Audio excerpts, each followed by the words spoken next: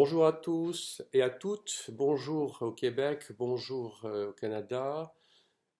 Mes félicitations à Pascal Godet d'avoir imaginé cette semaine du son de l'UNESCO en dépit d'un monde extrêmement bouleversé par le coronavirus qui nous cloue dans nos habitations, notamment en Europe, là en ce moment où la situation est extrêmement gravissime après une semaine de confinement. Mais quoi qu'il en soit, il est important d'exprimer l'importance du sonore aujourd'hui plus que jamais. D'ailleurs, pour s'en convaincre, il suffit simplement d'ouvrir les fenêtres le soir à 20 heures et de s'apercevoir à quel point les gens ont plaisir à communiquer par le son avec la musique, mais aussi avec les voix, avec les bruits de casseroles, avec des bruits de toutes sortes pour pouvoir exprimer leur vie, leur intensité, leur envie aussi de partager en tout cas la souffrance des uns et des autres, mais aussi d'encourager tout le personnel soignant dans les hôpitaux qui, en ce moment, vit une période tout à fait difficile. La semaine du son, elle a grandi inexorablement depuis ces quelques années et nous l'avons placée plus directement dans les mains de l'UNESCO pour qu'il puisse y avoir en fait une véritable prise de conscience au niveau international. Tout cela s'est réalisé grâce à une euh, résolution qui a été adoptée il y a 2 ans, l'importance du son dans le monde actuel, 2 points, promouvoir les bonnes pratiques.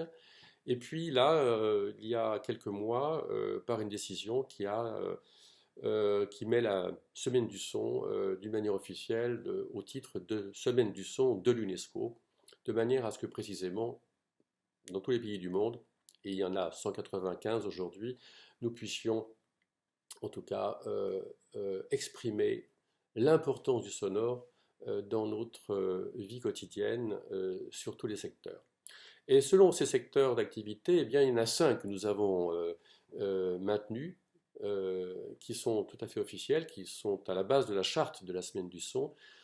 Et le premier étant celui de l'environnement sonore, celui qui fait que nous sommes enveloppés aujourd'hui par un univers sonore qui modifie notre comportement, nous le savons bien, à une époque où plus de 80% bientôt de gens vivent en situation urbaine.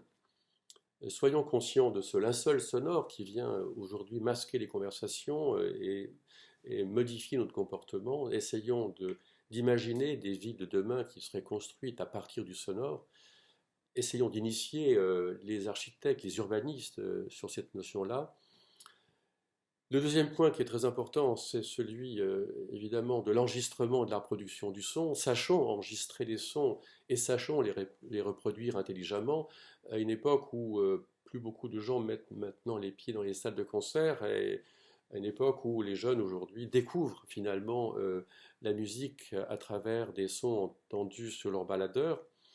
Des sons qui sont souvent forts et souvent compressés. Quand je dis compressés, c'est-à-dire qu'ils sont tassés vers le haut en permanence pour être justement au-dessus de l'ambiance des villes, justement, et de ce linceul sonore, de ce bruit permanent auquel on assiste dans toutes les villes au niveau international.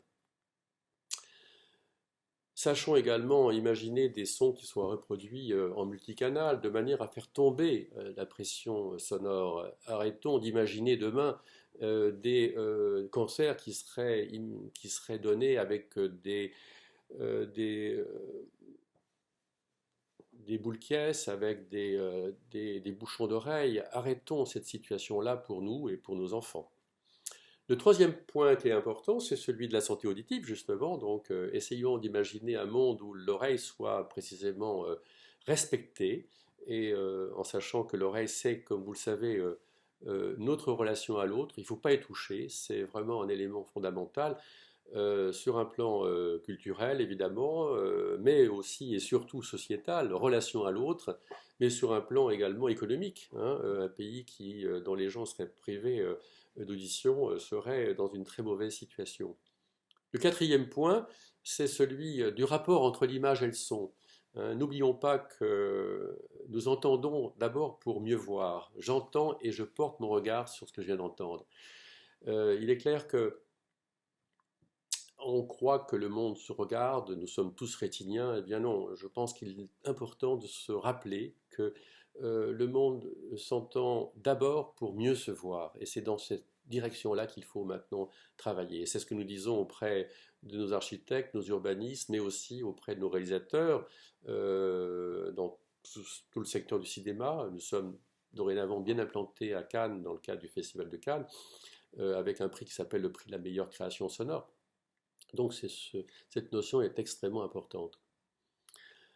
Le quatrième et le cinquième point, donc, qui est un point tout à fait essentiel, c'est celui de la musique, hein. Autrement dit, bien sûr que nous n'aurions certainement pas dû mettre la musique uniquement dans une case culturelle, mais elle aurait dû être mise dans une case sociétale. Il faut réapprendre à jouer d'un instrument de musique. En France, nous sommes à moins de 1% de gens maintenant qui s'expriment musicalement, qui jouent d'un instrument de musique. C'est extrêmement grave, c'est-à-dire que la musique ne fait plus qu'être écoutée. Et je pense qu'il faut arrêter cette situation-là, qui est une situation tout à fait catastrophique. Nous savons que jouer d'un instrument de musique permet de développer au niveau neuronal des liaisons extrêmement importantes dans bien d'autres secteurs que celui de la musique. Et puis s'exprimer musicalement, c'est être en relation avec les autres. Donc exprimons-nous par la musique et considérons la musique comme un élément extrêmement important de développement personnel et collectif. Ces 5 points sont toujours là dans toutes nos discussions et je pense que vous allez avoir beaucoup de plaisir avec Pascal Godet à travers effectivement ces rencontres par Internet, pouvoir discuter sur tous ces thèmes, en particulier évidemment celui qui est largement mis en avant par Pascal sur tout ce qui touche à la petite enfance et à l'enfance et à quel point effectivement le sonore doit être un élément de développement dès les premiers âges. Voilà, je vous souhaite une excellente semaine du son de l'UNESCO. Restez évidemment chez vous, évidemment, pour ne pas communiquer ce virus, mais participer à ces rencontres collectives par Internet. Utilisons ces moyens absolument géniaux qui nous permettent aujourd'hui de dialoguer encore par le sonore et aussi par l'image d'ailleurs.